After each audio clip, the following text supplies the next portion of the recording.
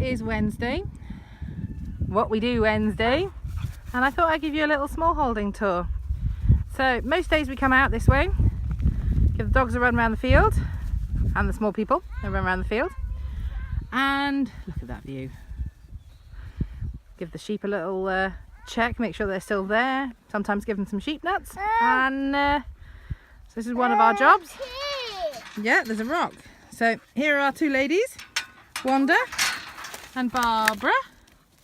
Wanda, who is an escapologist and is not very impressed by Mikey. She headbutts him, and she'll probably headbutt the toddler given half a chance as well. But this bit of gate's concerning, so I'm going to have to hop over and have a look at that.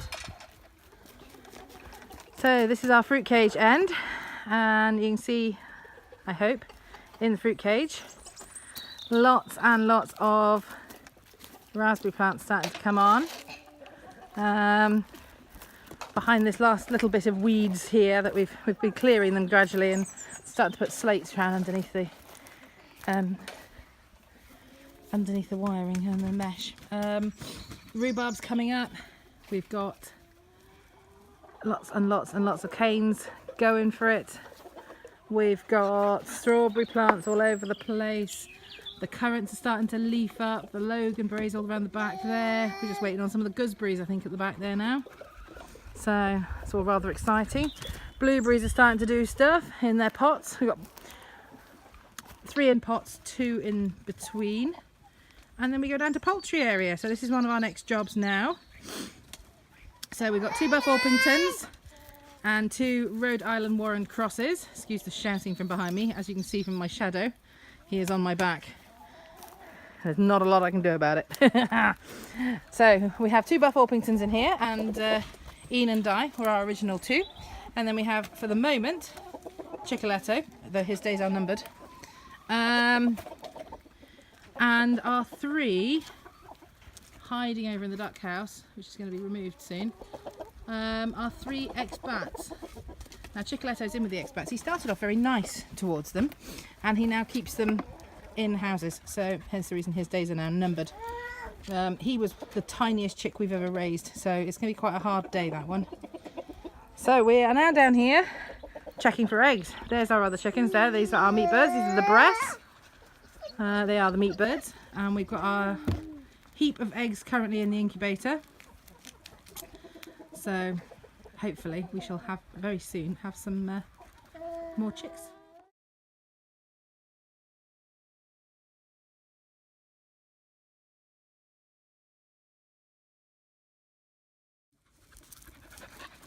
So a little while ago, if they survive the dog climbing up and down the bank, Suki, get away! Some of the bulbs have started coming up, and look, pretty blue one. Daff's about to bloom. Yeah, coming up nicely.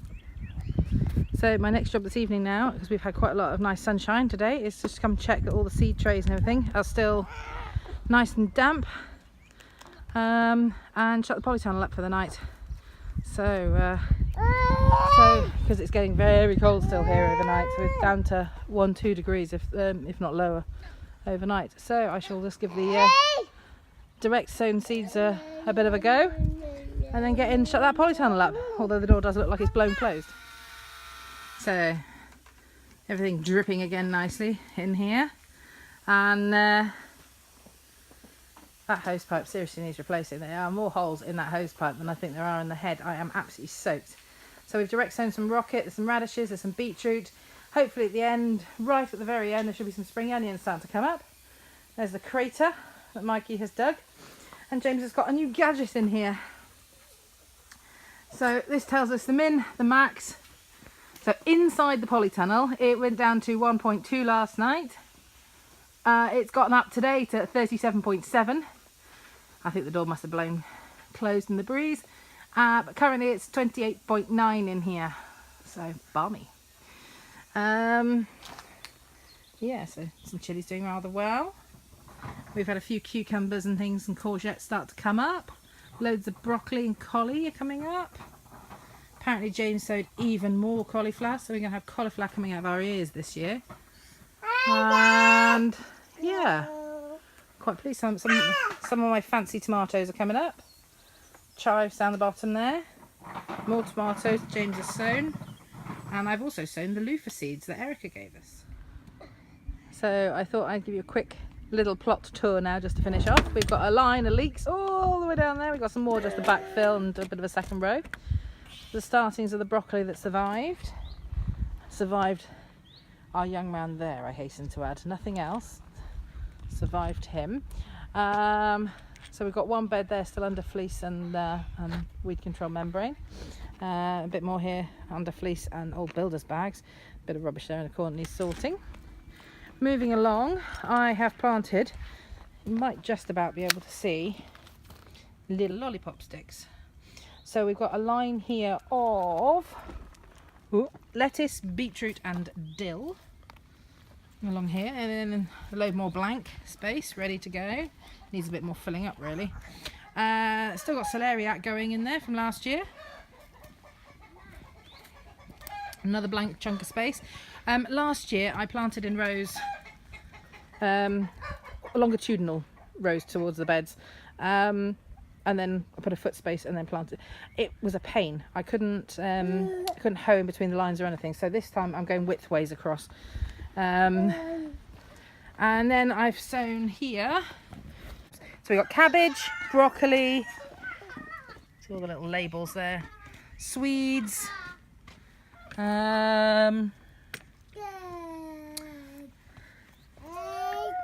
kale, carrots, couple of rows there of, I believe, parsnips and some beetroot.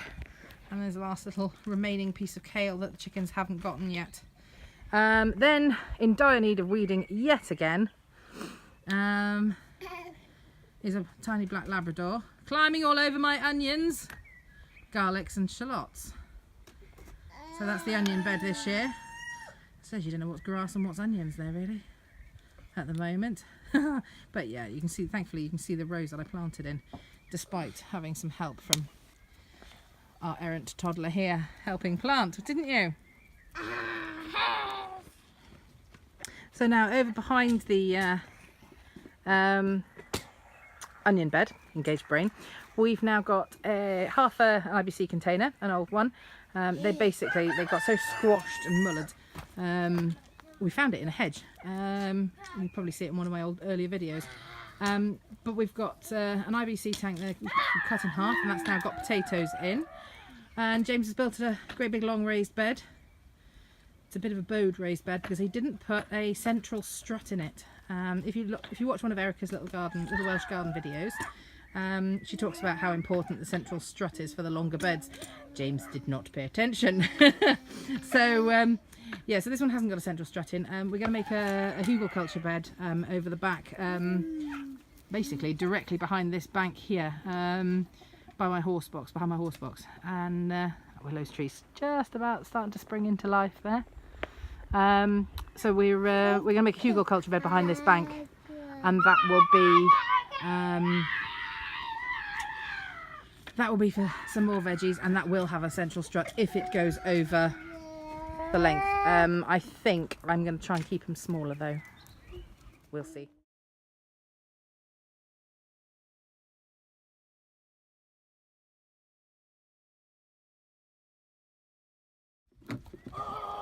One little thing to note, in the corner of the onion bed here are the Babington leeks, and he's also sown along here the potato onions. That's got a big giant elephant garlic in the way, but so in some of the spaces, because there was a big space here, he's sown some of the potato onions.